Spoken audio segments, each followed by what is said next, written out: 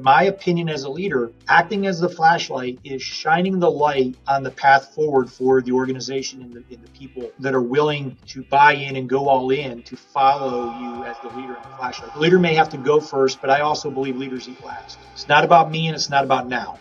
It's about the organization in the future, and it's about everything that it takes us to get there. You don't separate your faith from who you are as a leader, and I love that about you. But I do wonder, how does that integrated perspective inform decision making, especially during moments of change or uncertainty that we're moving into right now? I don't chase perfection, I chase progress. Dr. Jeremiah said to me, you can either choose to be beat up or to be upbeat. I've had a lot of failures, man. I'm not perfect. I've fallen down. I've gotten up. I've had people pick me up that I couldn't pick myself up. So I value having good mentors and good core people in your life to speak truth into your life. But at the end of the day, it defines who I am because I can't separate it. And that's what true faith is to me.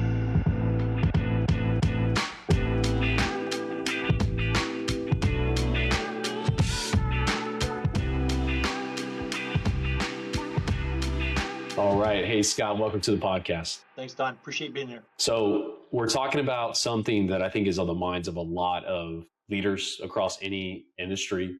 Obviously, we're talking in terms of security because we are security-minded people, security industry people. But the topic of today, what happens before this whole AI stuff, is on everyone's mind. You know, even as an agency owner that we build these AI things to automate business workflows, it's evident to me that businesses just need to figure out like, hey, what's going on? Where am I at in this position? And what do I need to do about it?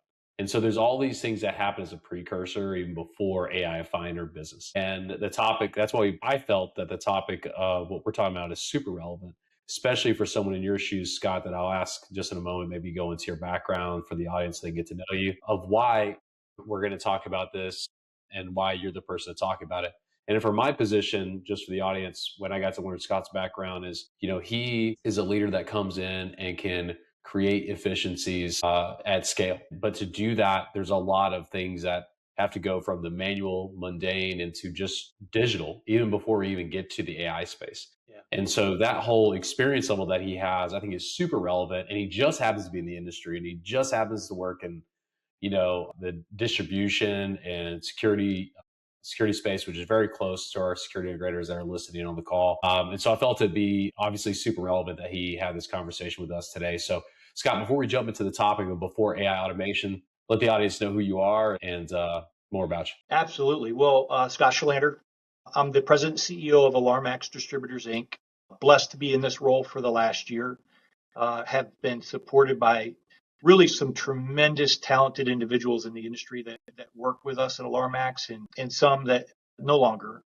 We just lost a very precious individual, Ken Kabler, who was a 30-year veteran in the industry. And he was very inspirational and very, very important to us here at AlarmX. So again, prayers and thoughts with his wife, Shelley, and their family as they go through this loss. But for me personally, I've been on a transformational journey my entire life. I grew up in a very small town. I was the first one of my immediate family to graduate from college. Met my wife in college, immediately moved to Texas in Dallas, Fort Worth area. Started in financial services where I spent about 10 years and I learned a lot about financial responsibility. I learned about financial reading, decentralized organizations. So again, how to really build the pillars in the foundations of my leadership. And even during that time, I saw a traumatic transformation in technology and how to leverage technology at a very young age. And then I spent the rest of the next 10 years really in multiple business lines. So I got to understand, office technology from everything from a multifunctional device to voice over IP phone systems and how those were deployed within operations in businesses, right? So I transitioned into running a division of a manufacturer. So it was really important for that manufacturer to run on Six Sigma, lean processes. And that opportunity really taught me about, I would say, operational efficiencies and really how to dive into that and to scale. I then spent some time in a global setting where I got to learn and really start to challenge me on global leadership and how to kind of pull organizations together that not only cross state lines or geographical time zones, but I'm talking about like seas and in 12, 13-hour time zone changes. So it really helped me leverage communication and really challenge me. I think when I came into AlarmX, it was perfect timing. The organization was really ripe to be transformed and to really go through this transformational process. I didn't get a chance to meet one of the original founders, Roger Graff, but wonderful human being, wonderful gentleman, and had a process, and his process worked. Roger passed, and through the process of that, there was a lot of legacy knowledge that started to erode, and those challenges really started to expose themselves. And so my value and what I was able to bring to the organization was how to scale processes, how to really leverage efficiencies, and then really how to synergize and bring the team together through an operating model that really has helped us not really just amplify, but really capture that legacy and amplify it into all of these things that we're going through and we continue to go through to make us the best version of ourselves in 2026 and beyond. Yeah, such a great background, and something that especially sets us up for the very first question as we talk about what happens before AI automation, which is what foundational leadership work must already be in place before this technology can succeed. Well, I think in anything in life, in itself is foundation. You have to have a clear mission. You have to have defined operating procedures, and you have to have leadership standards, right? All of these things matter in laying the foundational model. Because anytime you do technology or anytime you do AI or anytime you really start to ingrain yourself in automation, you amplify, right? So you either amplify dysfunction or you amplify execution, right? And if you're broken at the core foundational levels, anytime you're looking to build efficiencies, you're going to amplify what you currently have. So you have to build that strong foundation. You have to have great leaders. You have to have trust. You have to have open and honesty, authenticity. You really have to build that mission statement of what are you going to amplify? What are you going to build processes around? Because if you don't have that, all you're going to do is really amplify a dysfunctional workforce. And really that creates distrust, frustration, and you don't get the end desire of execution that you're looking for. I love that you started with a mission vision piece, because the way I see it is, in my opinion, it would be that AI doesn't necessarily change who we are as a business. It just amplifies who we are as a business, right? So it's literally saying, okay, our mission, our vision over the last 30 years has not changed. But what has changed is this technology that enables us to execute on that. And I think if anything, what this has done, I'm sure let's unpack this more throughout today's discussion, is, and I just wrote a LinkedIn post about this too, that AI, what it's doing amongst many things, I think is exposing inefficiencies, because people can see how fast they can do things now versus in the past. And so now they're saying, okay, how can we do it? But to your point, if you're throwing technology without a basis of what problem we're solving, why are we here? What is our motive? What is our why? How do we best serve our customers? What has worked for us time and time again that falls within our mission vision? We can't forget those things, right? I think there's some companies that have had to completely transform, like DocuSign or Salesforce. Maybe their mission and vision hasn't changed, but foundationally, their go-to-market, a lot of that has adjusted. But even in our business, that trust is a huge currency. I don't know that we're in the same position. I actually just had Steve Antill on from Brevo, and he talked about how we have a moat as an industry because we have these physical security devices. But I would say we also have a moat because, not that other industries don't value relationships, but because security people just tend to be very trust oriented with their clients, is that they push integrity and trust. We do the same with them. And so I don't know that, I think that we maintain that trust moat, probably sticks within our mission and vision, but doesn't change who we are as an organization. Agreed. I'm a big movie fan. You could see some of the trinkets in the background, right? And I think back to one of our favorite movies. We're big Marvel Avengers. Think back to the first Captain America, right? And if you really pull in the fictional to this, is the serum, right? Amplifies the good to great, right? But it also amplifies it enhances the bad, right? So I think AI and technology has a lot of similarities to that fun antidote of the character of Steve Rogers, right? It amplifies good to great. And that's exactly what AI will do, and is exactly what any form of technology will do. Yeah, I love it. Favorite Marvel character, by the way. Who is it? For me, Yeah. we're biased to Captain America, right? But we Okay. also we have a strong affinity for Spider-Man in our house. Yes. Because who doesn't want to crawl on walls? Like, forget Yeah, about flying. You know what I mean? Not that Captain America can't fly, but yeah, still crawling on walls and flying, slinging through New York City would be incredible, yes, incredibly fun. yeah, I think every kid starts that way. Yeah, I don't know who mine. I think Captain America for sure would fall into that. I mean, Iron Man. Iron Man's to me is Iron Man's like the Batman. Right? It's like it's realistic. You can be intelligent and rich, which is what I'm trying to go for right now. A little far away from that.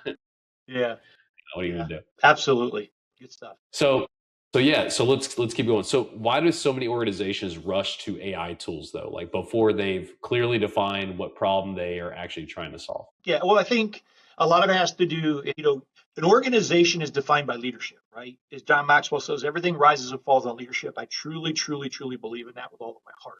So what happens is decisions start to mirror the leader, right? And let's face it, this market rewards speed. It rewards fast action and superior execution. Well, for most leaders, they can get sucked in and endured and lured into the bright, shiny object, as I call it, right? And so it's, hey, what are my competitors doing? How can I get the leg up? How can I build advantage for my team? Yet we're not really looking to solve the problem. We're looking for the headline, right? And so we got to make sure that you stay grounded, you stay the course, and what are you looking to achieve? What are you looking to amplify in the organization? How is this going to help you execute to hit your strategic goals, no matter what the competition is doing? Obviously, we always want to have an eye on the market, but we don't necessarily want to do something just because it's flashy, right? We want to do it because it solves real world problems. It really helps the organization, helps the people in the organization, helps the clients of the organizations and our supplier vendor partners alike. It helps all of us achieve the end goal, which is we want to build efficiency. We want to be easy to work with. We want to have, real time forecasting and planning and execution and response rates and reminders. And we want all of these things implemented through the organization, but we also want it to have the right effect, and not just to say, hey, we're working in AI. Hey, yeah, we do this, we do that. And I think a lot of times we can get caught up in that as leaders, right? And so it's every day just really making sure that we're grounded, and a lot of people just don't want to miss out. They don't understand it, but they know it's that there's value in it. And so it's making sure that you leverage the folks with inside and outside the organization that really know and are experts. A good mentor of mine used to say is, if I'm building a house, I'm not going to go to the doctor. I'm going to go to the best home builder that I can find to give me the best advice to build a house. And so many times leaders will go to people who they think are the experts and so get so-called bad advice or not complete advice, as I would say. So I think yourself and others that are really doing the work in this industry to provide a full picture clarity on what does it mean to adopt AI? What does it mean to adopt advanced technology so that you can amplify the good and amplify your employees' workflow versus, just saying I'm using it. Yeah, yeah, and even from my perspective, I also see that because it's so easy to use, right? You pick up ChatGPT and you just start using it. You can just say, "Oh, let me just see what happens here," right? And we get conditioned to just try it very quickly because we know that we can. Versus saying, they're actually valuing a lot of introspectiveness around figuring out like what am I trying to do here, right? Because AI will in some cases it can, right? It's not that it can't. You can set up a custom GPT and it asks you questions back and forth based on some framework, but ultimately, what is it? Know thyself, right? And so there's an aspect where like you ask yourself the best questions, like you can, because you are the most honest person to yourself, right? Or you could be the most lying person to yourself. I don't know, right? Depends on who you are. But I think generally speaking, like if we sit down and we really think about what are we trying to do, what's most important for this particular task that we're trying to do. That basis, those questions are, to me, a huge part of it that rushing to AI will not do. People are already conditioned for quick results. And so I think like, and what that spurred out, and I may mention this later, but So MIT came out with a report that said 95% of custom AI projects failed based on their benchmarking. It was like maybe 50 or so organizations, and it was a decent sample size. But it was, what it really highlighted was the fact that the 5% that got it right were the ones that were asking the right questions, were the ones that did map out their process, were the ones that said that AI is not going to do this work for me, that I have to do this work. So they didn't get lazy with it. And so instead, the other ones were more inclined to experiment R&D, which is cool for people like me, right? It's like, hey, just take your money and figure it out, right? It's awesome. But I don't get a lot of reward of not seeing something win. We want to build stuff that actually works too, right? And so I think that as a company start to take this on themselves, because they already are, by using these AI assistants like Microsoft Copilot or Google Gemini, right? That are business vetted. But then you've got this other thing that's coming up around the corner where they can build their own like individual agents, what I'll call horizontal task-based agents. So they're generalized, but they can like answer all your emails, Scott, if you wanted them to, right? You can build them yourselves, whether less, more of a narrow scope, but still very effective. And so in any case, it's available. You can go prompt and play around with it. But then the question still becomes the same. So I think instead of jumping the gun into playing around with it, start to first ask yourself the question of what should I be doing? Because there's a lot of like non-productivity in doing the things that we shouldn't be doing. Right.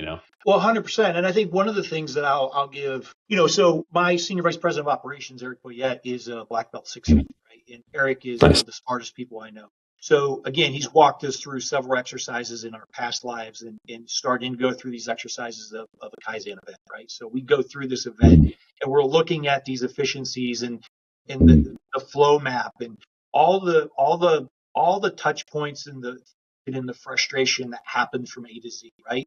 And so when you can do that, you start to visualize. I'm a very visual person, right? So you start to visualize where the breakages are, right? And then you start to say, okay, where and how do we make this better for our people, for our customer, and for our supplier, right? And when you can start to go through that process and you start to set standards, right? What is our branch standards? What is our standards and our processes? That's not a quick clap your hands and you have the solution, right? I don't know if you've ever been through a Kaizen, but it's not a fast process. It can be, depending on what scope, but you're really trying to build efficiencies and do it the right way. So again, that your outcomes mirror your goals and that we're not just trying to put a Band-Aid over stuff. We're trying to fix the long drawn out outcomes of the execution model. One of the best leadership frameworks that I've ever used is the 4 disciplines of execution model for me, 4DX. So for the audience, if you don't know, the way that structures is you have like one wildly important goal. And then below that, you have called these lead and lag measures that are basically just the things that lead up into the one goal. And a lot of times when I used it as I continue to be a sales leader, when we had discussions that would go just tangent, I would say, okay, guys, help me understand how this gets us to the wildly important goal, and have them back it in. Because what you find is if they can't connect the dots, then it's probably not a priority. Or we can at least table it for now as a parking lot item that we can do later. Love it. But when I everybody's in the lot, same, by the way. yeah, Love the yeah, parking right. lot. Park it up, That's it. but yeah, like if they can't, if we as a team cannot understand how it aligns with that goal, then it's not a priority. Then we have to get to it later. Because that's another thing. It's one thing to say, what questions should we be asking? But I think that's a big one that's worked for me, is to ask that question, is like, how does that get us to our target, right? If our target is to hit $100 million as an organization, how does this get us closer there, right? They might say, well, we need to do this trade show. And I would say, fantastic. What's the target? Where are we sitting at in the quarter that we actually need to achieve, the amount of revenue? Obviously, we want to overachieve, but then, and that ends up helping the discussions for me. So I don't know if you've used similar frameworks or what you've used in the past. Our operating model is we follow the scaling up book, right? So it's the same, right? We look at our 3-year thrust, our 1-year initiatives, and then our 90-day priorities. So everything rolls up to our 3-year goals by looking at what are we going to do this year? And every 90 days, we recalibrate what are our 13-week sprints or our 13-week priorities to achieve our 1-year goal. So those 7-year thrusts are all tied into from a technology perspective, a people perspective, right? And so we could go down and list all 7. And then it all gets into how are you meeting, how are you driving execution, what tools are you using. So we have chosen to use Asana as our tool. That's how we manage our 90-day priorities. It's how we assign our owners. It's how we assign our tasks and our teams. It's how we drive through to execution. And then at the end of the day, it all aligns, right? And that's the key. What we also do as leaders, it's our responsibility to communicate. It's our responsibility to build that line of what is happening inside and outside the organization, so our people never are in the dark. They can't be thrusted into this change or this transformation by saying why, and they don't know. So, I would say that everybody's in a different part of their journey. Everybody's in a different part of their transformational process or maturity process. For us at AlarmX, there's been some real big transformational changes that we've had to over communicate our why and over communicate. So I started to communicate by emails, right? And it wasn't working just because of the nature of our team, the nature of our busyness. And so now we do 2 videos a month, and we keep it from 5 to 7 minutes in a consumable, digestible amount. And we really try to engage and help them understand of our transformational process so that they can feel and understand our why. And ultimately, they are part of that solution, and they're not being worked out of the solution. It's what we want them to understand. And it's critical. But yeah, so again, to your point, having a defined operating model is critical to scaling any organization. It doesn't matter if you're talking about scaling its people, scaling its tech stack, scaling its infrastructure, your clients, your distributor channels, your warehousing, however, facilities, whatever you're doing, you got to have the right operating model. And then, we talk about it all the time, the 4 pillars of scale, right? It's people, strategy, execution, cash. And so really it's how do you keep those 4 models in check? And it's having the right cadence. It's awesome. You mentioned something earlier about leadership responsibility I want to touch on. Yeah, sure. So you often say leadership is influence. I think most people would agree with this. And so how does a leader's ability or inability to influence directly impact whether AI initiatives succeed or fail? Well, it's, we could say AI, we could say strategy, we could say, compound change. You could change anything you want, interchange anything you want into AI, that AI field, right? So for me, I learned sometimes the hard way, but, I think lesson learned is always valuable, right? So again, I'll revert back to Maxwell's comment: is leadership is influence, nothing more, nothing less, right? And it's our ability as leadership to portray the vision and then to communicate effectively to influence people of, yeah, I understand. Because I'll quote Sean Harper. Sean came in and is a wonderful person, did a keynote for us, right? And in his book, he says, when your why is at the center of what you do, you go from being a participant to going all in, right? And our motto, our phrase this year is all in, because we have gone all in as an organization on the transformation. So when you can connect the dots for your individuals, for your people, for your clients, for your partners, when you can connect all those dots, now you're starting to build vision and alignment and trust. And so that's why it's important, is if you don't have that influence to do that, you can't create that change. You can't help somebody go in the dark from point A to point B just by saying, trust me, right? I've only been here a year. People aren't going to trust me. As soon as Right? they say, as soon as that's like that's the red flag in the sales process. Like, yeah, just trust me on Just this. You're trust like, me, right? that just means I shouldn't trust you. Like, Right. the So again, opposite. and I think you get into, again, I don't want to oversimplify this because it's not, but you get into your 3-year-old mentality, right? What makes the 3-year-old great and annoying?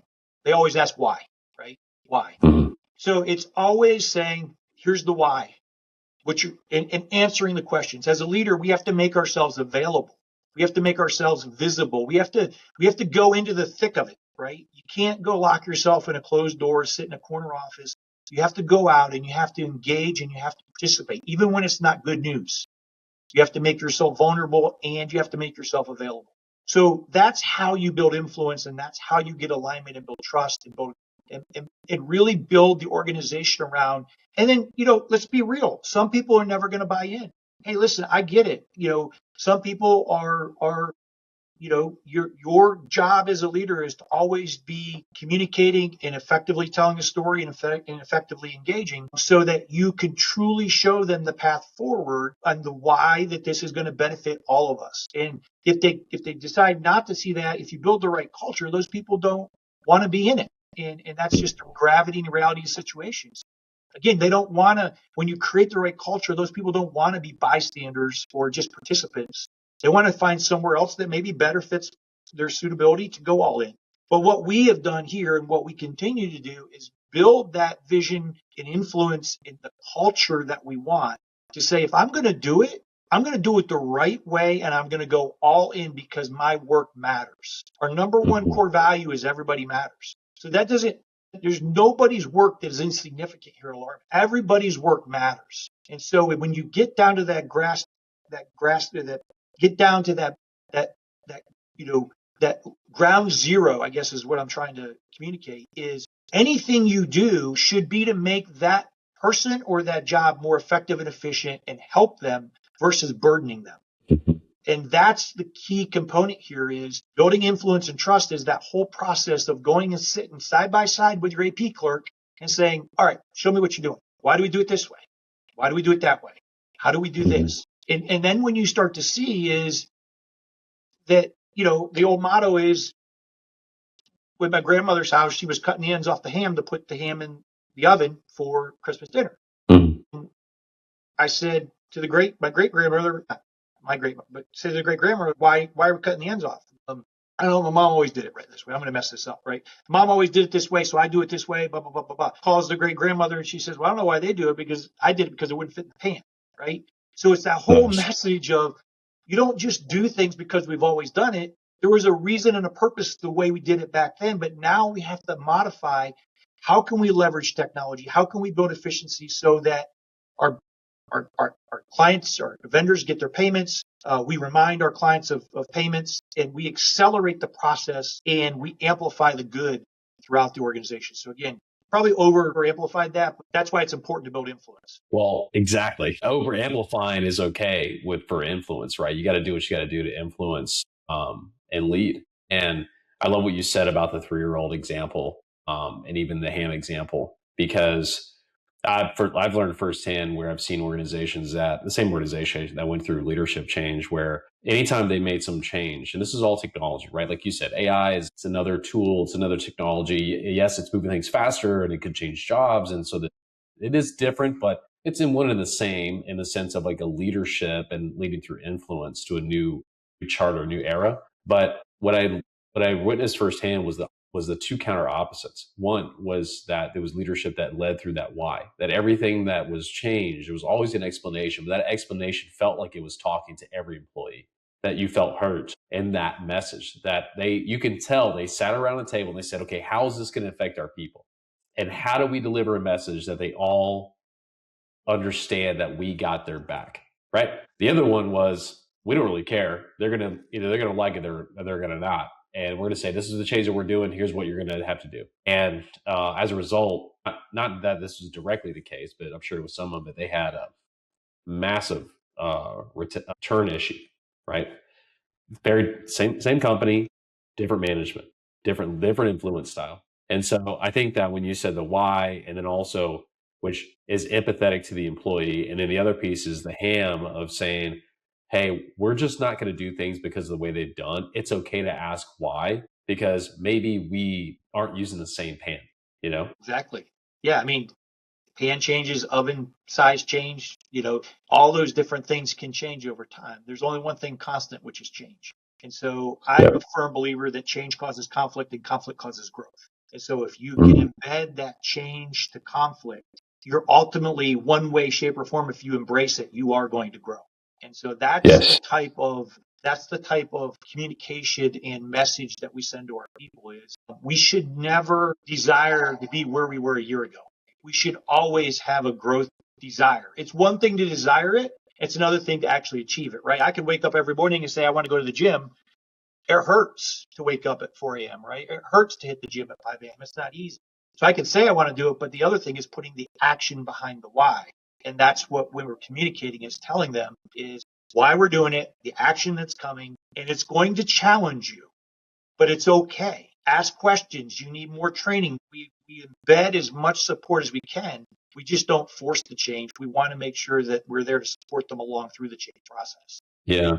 Yeah. And I see, I know for many people, it's hard to understand when they go through challenging times that on the other end of that is a better version of them. Yeah. But the thing is, probably don't care unless they realize what that means for them, maybe other than a better version of them. Like, does that mean like now, I'm cut into owning part of the company? Does that mean that now I'm, Sure. going to be up for a promotion, and that's obviously unrealistic because the company goes through challenges all the time that you got to push through, and we all have to continue to push through.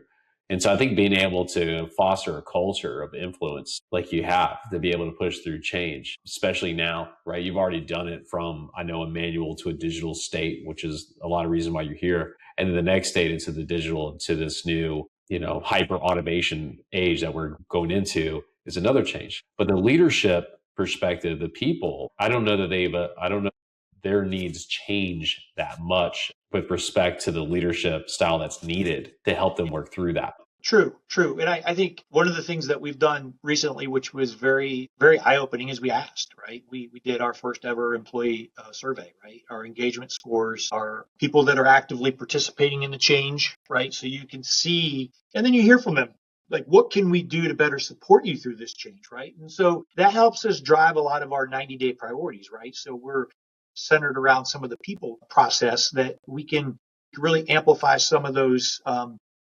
necessary components that they're asking for to help them through that process. So more training, more advanced learning processes that we can give them. So again, it's one thing to skill up some of the folks that need that. It's another thing to not hold the organization back from where it needs to be, because again, we're moving forward, right? The bus has departed the terminal, as I say, or the train, and you have to make sure that you get the right people in the right chair. And amplify those people. When we look for individuals, core values is our limits. That's number one, core values, right? You got to live by our core values, and then you got to be able to execute in the job that we've hired you to do, right? So if we're going through this change and you're in the role and you need more training or more uplift in your skill set, then we want to be willing to provide that, because we just don't want to be a churn culture for people. We want to be an amplifier of people, right? We want to be data-driven, people-powered. And I think that there's no way you can say you want to be that without enhancing your people and your technology. So you have to make sure that you're doing both and not just one. And again, to your point with the culture, they're just going to do it. And if they don't, they're going to find, we don't want to be that. We want to be amplifying our people and amplifying our data or our technology to make sure that both are catapulting us into where our goals are. Organizationally, aspirationally, we have a lot of goals and a lot of aspirations as an organization to do some really great things in 2026 and beyond. I love it.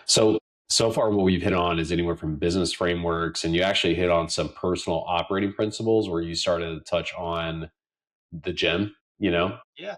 And so I think what I want to move on to is an aspect of faith. And you mentioned this when we discussed this. And so you don't separate your faith from who you are as a leader. And I love that about you. But I do wonder, how does that integrated perspective inform decision making, especially during moments of change or uncertainty that we're moving into right now? Yeah. Well, I am who I am. I don't change from Sunday to Monday. I don't walk around, trying to proclaim that I'm perfect. I don't chase perfection. I chase progress, right? And I know that it's the best part of me is my faith, and I never want to leave that in the closet. So, but I also respect everybody's point of view. I respect everybody. I respect everybody's point of view. It doesn't make me better than anybody. When you truly understand your faith, right, and understand who I serve, that helps me understand that I'm no better than anybody, but I'm as good as anybody, right? And so you kind of carry that humble confidence into who you are and what you do. So for me, my faith is front and center because it's helped define who I am. It's helped me recognize when I'm at the pinnacle of my day or pinnacle of my season. It helps keep me humble. When I'm at the valley or the very depth of this, of a season, I always know that he's got me. He's protected me. Right? And so it helps me build resilience. It helps me build kind of a chasm of perspective that it humanizes things. Right? I think people are hurting. And in my faith, I carry that into my workforce to know that if I'm sitting down and I can't see that person engage with me, I have the ability to reach out and ask that person, what can I do to help? And mean it. It builds my authenticity, that I'm not just here saying it, that I'm actually going to follow through and do it. So again, I think for me, again, it just, Dr. Jeremiah said to me, he said to everybody, I listened to him frequently, and he said, you can either choose to be beat up or to be upbeat. Everybody going Like through that. this life is getting beat up. So you can choose to live a life, as I say, I'm beat up, or you can flip it from Genesis to Romans, and you can say, I'm upbeat. And that's what I choose to be. Is I've had a lot of failures, man. I'm not perfect. I've had failures. I've had faults. I've fallen down. I've gotten up. I've had people pick me up that I couldn't pick myself up.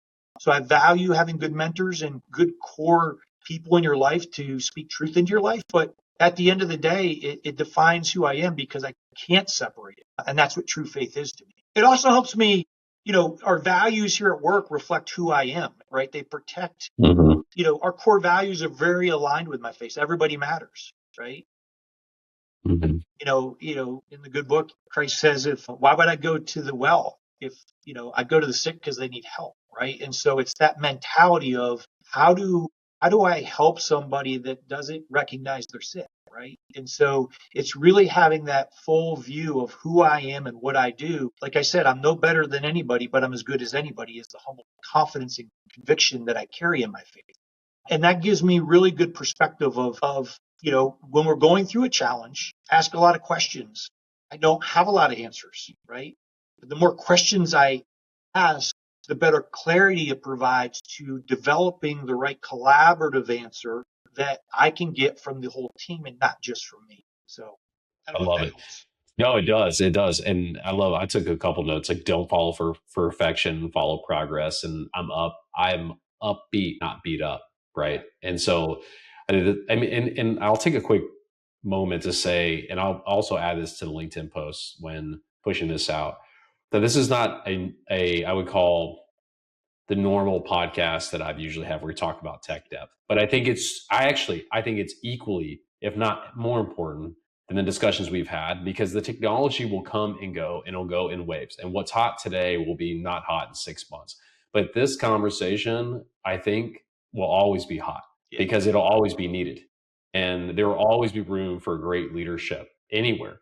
Lead through change, ups and downs in our homes, right? Yes. Forget about the 100%. workplace, right? And you got that too. I mean, there's people that are listening that are fathers and mothers, and they're worried about what their kids are going to be dealing with, through this change, right? So I look at this in terms of all the things that happen before we start to embrace tech. It doesn't mean to slow down, but it does mean to run with a leadership perspective, right, on adopting these. And I think that it's pretty evident based on the stats that a lot of leadership needs to take a lesson and to don't rush towards it. Instead, find out and work through your inefficiencies first, ideally. Do some experimentation, but at the same time, where there are places where you have a line of sight, go for it, right? So it's not to slow down, because obviously that doesn't do me any favors. But Yeah. it's more the fact that this is a continuum of leadership that's needed to lead through this next AI era. Absolutely. And so I did want to hit on some things where you talked about the why, right? But I do want to distinguish between that and the want. So you talked Yes. about knowing your why versus your want, but how does confusing those two lead companies to misuse AI or automate the wrong things? Yeah. I think I would say your why has to be larger than your Mm-hmm. and I think your want will cause you to choose speed, right? It'll cause you to go faster, which ultimately doesn't necessarily do anybody's favor because you're looking at it, it ultimately creates shortcuts, right? And I would say you can't shortcut your way to success. You can always find cheat codes, right, to help you get ahead and to move faster. But when the leader chooses to operate from their why, that's where the mission, the experience, all of that comes into play. And really, AI or any other piece of tech can become a strategic accelerator. Right? It can become an accelerator of your strategic goals, and you're not just moving forcefully ahead with speed, not really evaluating all the consequences or all the benefits. And so that's why I say when you operate from your context of your why, you're asking more questions than you have answers. And if you can do that, if you can say to yourself that before I've instituted or I've gone into this transformational component and I've not asked more questions than I've had more answers, you probably need to go back and start from square one, right? And again, it's really taking that, I'm not trying to slow people down. Everybody wants to have, like I always say, we're moving with speed and intention at Alarmax, but we're doing so with very cautiously optimistic to know that there are opportunities that we may miss if we don't really look at the whole perspective. I'm blessed with a executive leadership team that is surrounded with multi-talented, multi-personalities, right? So we've recently taken the entire leadership through the DISC platform, and we have several pies on the DISC that sit around our senior leadership team and our executive leadership team. And when you can do that, you can really start to extrapolate what the high C's, the high S's who aren't very vocal, and you really start to extrapolate questions from them and you give them platforms to talk. You would be surprised at the knowledge they can, right? So again, I think it's important that it has to stay centered around your why, asking more questions than you may have answers. And then how do you really make sure that you do move? We want to move fast. We want to move fast with intention, but we don't want to move forward with speed and really recklessness. I guess is just my point around that. Is the want your wants tendently just want to go fast because there's, on the DISC chart, that's your high Ds. I'm a high D, right? So we want to go fast. We want outcomes. When if you really say, whoa, whoa, whoa, and you slow it down, you can really start to say, okay, well, is this truly going to get the derived outcome that I'm shooting for with all parties involved? And that's what's important for me is to stay centered around. So we talked about people a lot on this call, I think, but I want to take a segment to talk just about them. Okay, and good. So when the leaders think about AI readiness, why should the first discovery be about people and not technology? I mean, you can't, in my opinion, you can't automate everything. I mean, I know that there's opportunities for automation through everything, but in our industry, in what we do, the human element, right? The mission statement, our mission is about people. People matter, right? If it's the smile that greets you when you walk into one of our physical locations, or if you pick up the phone and call us and it's the human being that picks up the phone to answer your questions and solves your problems, you're always going to have that Alarmax. Now, how do we amplify that? How do we take all of our data, all of our manuals, all of the 250 plus suppliers we represent, and how do we make our people more powerful to answer that question, right?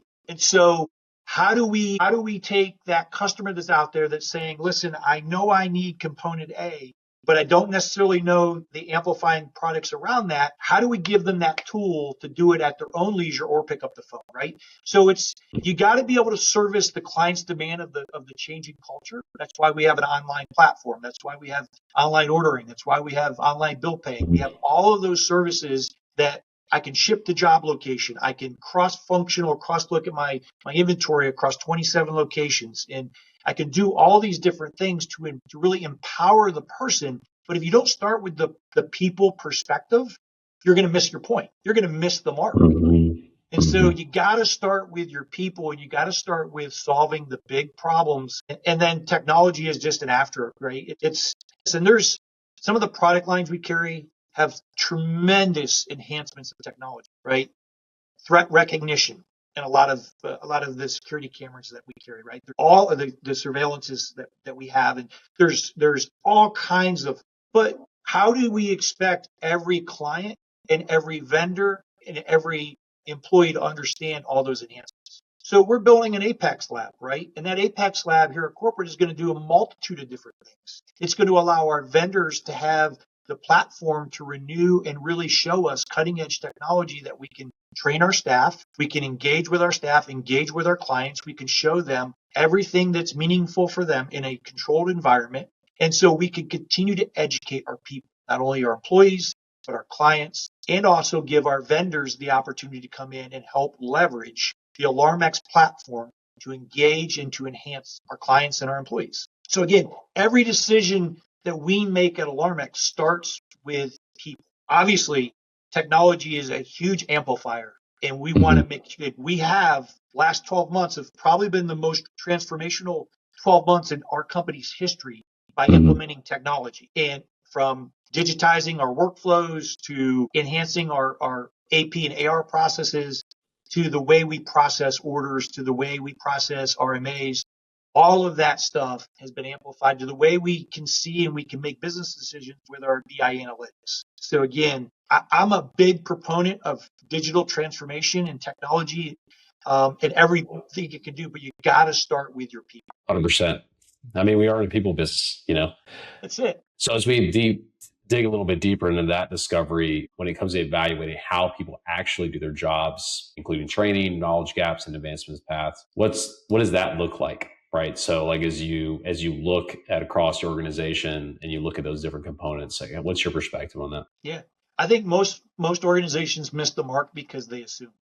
How many meetings I have been in where the assumption that's happening in the room couldn't be farther from the truth. So you got to start, in my opinion, you got to start at the task being performed, and you have to go and you have to. That's why Kaizens are so effective, right? Is you have to actually start with what is the task being performed, who is performing it, what is breaking, or where's the friction being caused, and how can I find really overarching solutions that embed with my overall strategy to fix the problem. If you don't start at that discovery model and you start with assumptions, you're going to fail. So you got to start with some real use cases, right? So again, where are the constraints? What are the pathways forward to make this process map, this journey fluid? And again, so that's where discovery has to happen, right? And we could talk about, the biggest misconception I think in this space is I'm ready for it, deploy it. And I know that sounds very simple, but what I mean is, have you really done a true analysis of your data? Do you have data management? Do you have data cleanliness? Do you have data processing? Is your data as clean as you think it is? And I will tell you that 99 out of 100 people have bad data. And they want to amplify that data with process and with skill, or they want to amplify that data with tools and technology, and they over amplify the issues rather than what they want to get right. And so for us, we really put a very, very strong emphasis this past year on organizing and making sure that our customer data, our supplier data, our SKUs, we are over amplifying all of that to make sure that as we go through this digital process, that we get our data right. And if we can get that right, then everything that we build on top of that will be amplified in a good manner and where we want it to go. It doesn't mean we're perfect. Again, don't chase perfection. We chase progress. Yeah, that's it. And so we're never going to be perfect, but we always want to be better than we were yesterday, last week, last month, last year. So that's what we're doing. And that's what I think is imperative when you go through the discovery model is you start with actuals and you really chart that out, and you don't sit behind a desk and make assumptions. Again, a lot of leaders get caught up into that journey where they're, well, this is the way I see it, and this is the way I think it is, and this is the way goes. For me, there's no better. I've had the luxury to do this in about 7 to 8 of our locations. Is I go spend a day with my branch and I watch and I ask and I see the transactions, I see the customers, I see the interactions. I go spend. Right outside my office, I have my AR, AP team, my finance team. I have my operations team, my HR team, and I start to synergize with my leaders and start to get down to that level to ask, well, how do we onboard somebody at Alarmex? Okay. Well, do we all agree that that's not the right way to do it? Right. So now we can get buy-in and we can get conceptual. Okay. Well, what's the right way? Well, I don't have all the answers, but let's build the path forward. Right. So let's craft the team. Let's craft the process. And now we have a world-class state-of-the-art onboarding process for every new employee that walks in Alarmex. So that's the way the processes should work in my opinion. Yeah. I agree on the data side. I think though that it depends on. I think what I've seen is that organizations with this automation era is, I think, two paths. Like one is they get their data right, which needs to happen. There needs to be budgets allocated to data organization, cleansing, only keeping what you have, maybe record keeping like older data that isn't necessarily put in like a report, historical repository or something that isn't needed, because the more data doesn't necessarily mean the better all the time. The big data theory was like, okay, but then there's another track where these agents that automate tasks, they only need access to a very limited set of data to do the thing that they do, right? And so, meaning that data may already be ready. And if it's not, then now you have that's a part of the track that, hey, let's clean this part so we can get it ready. But the agent doesn't have to look at any of the other data, right? So what happens is now it comes down to we need a track of getting our data ready because in the future, I look at it like this. Like if the data pipeline was all the data that AI had access to was this big, your agent that you're building your use cases need this much. But at some point, you're going to need access to the other part of the data pipe. So that's why being proactive to clean the data is the right thing to do while you find use cases of the agents that need to have access to this data, maybe this data. But at some point, you're going to need access to all the data, or at least most of the data to start actioning these things. So I think you're definitely spot on with that. And a lot of leaders also agree with that. So I do want to shift into, let's call it resistance and change, right? How should leaders, the fun one, right? I actually, I was a part of a leadership team where we were taught this framework where it was like, okay, here's what's going to happen when something changes. You're going to go through a dip where you're going to hate it. You're not going to like it. Then you're going to realize it's beneficial. Then you're going to come up and you're like, I'm going to love it. And I'm like, okay, thanks. I don't remember what it's called, but it was hilarious. Like as if I didn't know what we were trying to do. But so the question is like, how should leaders handle resistance or challenges from team members when introducing new ways of working, especially with automation or agents? Yeah. Well, the adoption curve, right, is what I think you're referencing, right? Is the way it works, right? It's the adoption. It's for me, it's you got to really hit it head on. And the leaders that choose to embrace their people and embrace this change, it's not. I'll give you an example, right? So we've made a lot of changes for the good. Not all have worked out the way that we would have liked, right? But we're in the process of a lot of automation in our back office. And so, we have a training room here at corporate. We have a large screen. And so we have really over amplified the training mechanism of getting our folks trained through our partners who are helping us automate. So I think that's key from a leadership standpoint. My leaders were a part of that. They were engaged in that. We also had a whole process change around comp plans, right? And that's not an easy change. But I firsthand was on every single one of those calls with every single salesperson or sales leader to make sure that the communication came directly from me on some of these changes. So you have to be willing as a leader to take the bullets. You have to be willing to take the darts to answer the questions. I can tell you some of those conversations were not pleasant, but sticking to the core why and always reverting back to how are we, and the whole question was, well, how are you going to do it, right? I understand that. This is how we're going to measure. This is how we're going to perform. This is how you're going to get clarity and you're going to get visibility. And you're going to go away from not seeing something to seeing something every day. Would that make you feel better? Right. So again, from a leader's perspective, you got to be willing to go out and you got to be willing to sell it and communicate it and hit it head on. Transformation is not easy. Listen, think about, I've been back faithfully to the gym for about 11 years now, right? There was a certain birth date 11 years ago, I won't mention, that caused me to have a change of a life-changing evaluation, right? When I started to go back to gym, it hurt. It was painful. It was very, very painful. Many, many times I wanted to quit. I wanted to say, I don't need this. I'm past my prime. But what I started to see was the ability for me to tolerate different things. And I started to see the transformation happening with me personally. There was transformation that was transforming the relationships around me better. And change in work and change in flow and change in the processes do the same, right? It's so as a leader, I always want to paint the vision and the picture to say, okay, today you're servicing 4,000 clients. What happens when you're servicing 8,000 clients? Do you think this works? Well, no, you have to hire more people. That's not an option, right? So you have to help fill the void of the question. Well, you just hire 5 more of me. Well, no, that's not an option. That's not the way you scale. That's not the way we're scaling, right? So it's helping them understand that the vision of the organization, the pathway of the organization is going to really test us all. If we don't go through this organizational change, we're not going to be able to change to meet the demand of the future. And so that's, for me, is how you drive.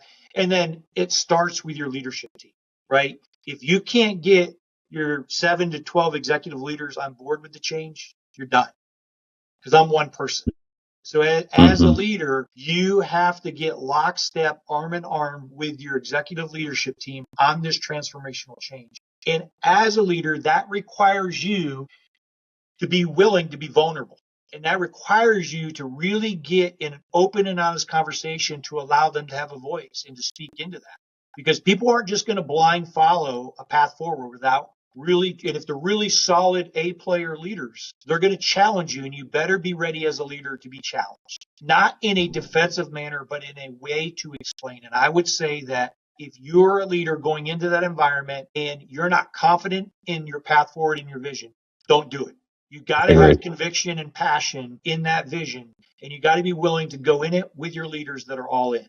And so one of the things in the comp plan, I brought all the leaders in and say, we're crafting this together. Every single leader was on the call with every single manager, right? It wasn't just a Scott decision. It was an executive decision that we are here to make it better for the organization, better for you, for the path forward. So again, getting the collaboration with your team and your leadership team is truly important, or else you have fractions and you have breakoffs. That's where everything starts. Yeah. Yeah, and I had a follow-up question to that, which we won't need to touch on, but I think I'd imagine that a similar challenge is also introducing stretch goals, and introducing ways to push your people. And I love stretch goals, and they suck at first. I remember there was one time I got a stretch goal years ago as a seller, and I told the sales manager, I was like, there's no way. I was like, this number is like almost double of what it was last year. And I was like, there's nothing that's changed, right?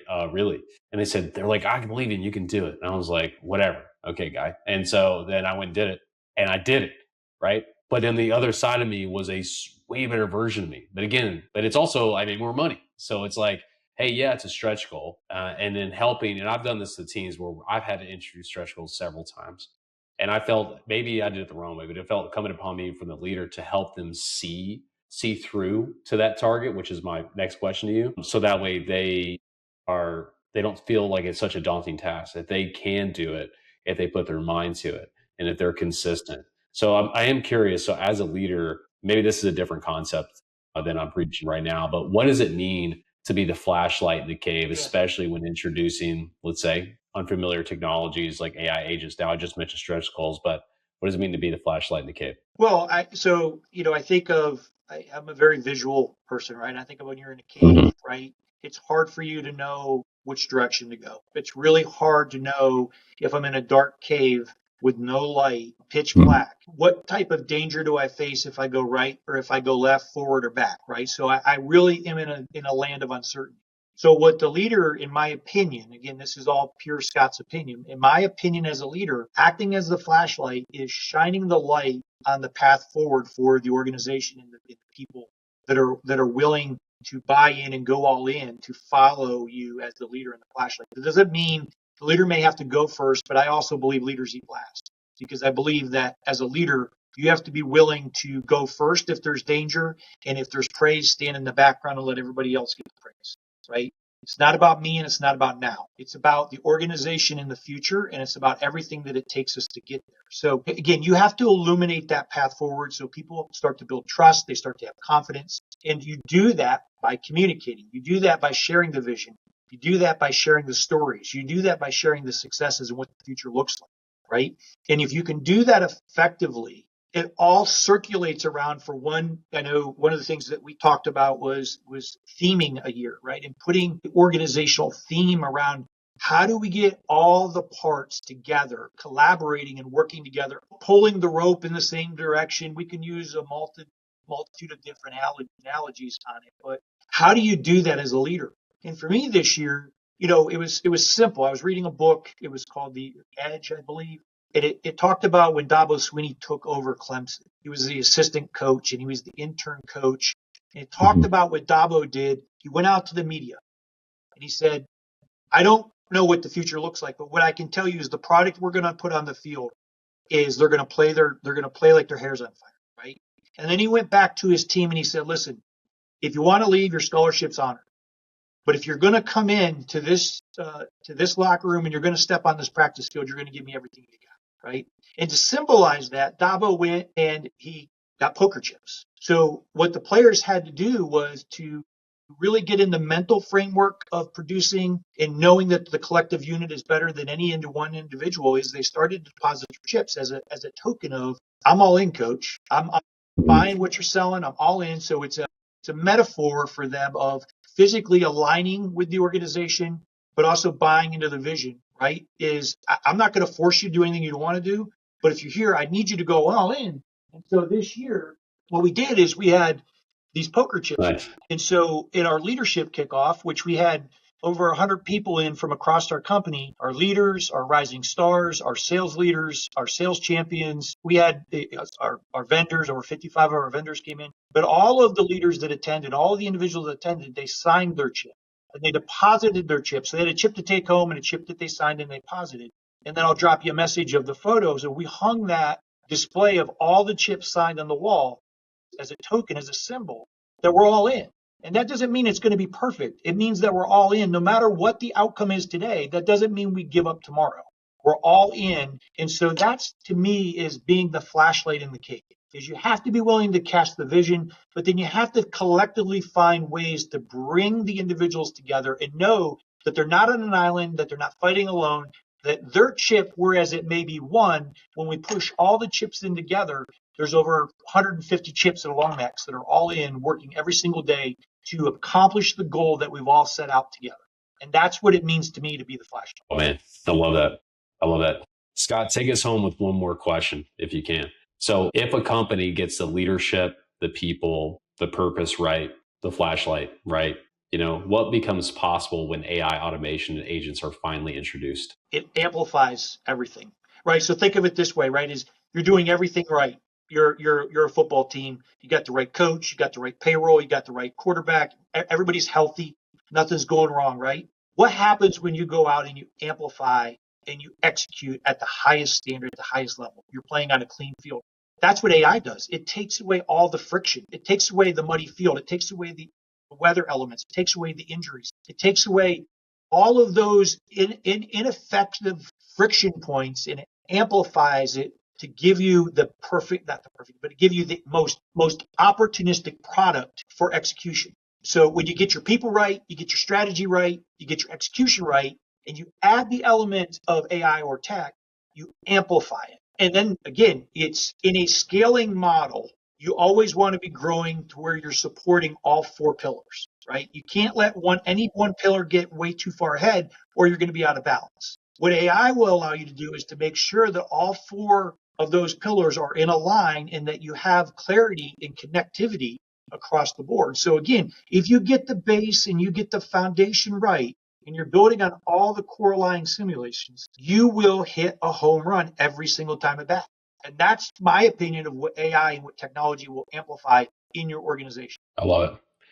Scott, this has been an absolute pleasure. We could have easily ripped through 5 more questions, and I had to skinny it up so we could finish within the hour-ish block that we normally have on the podcast. So thank you again. And thank you to our listeners for listening in for Scott. Thanks.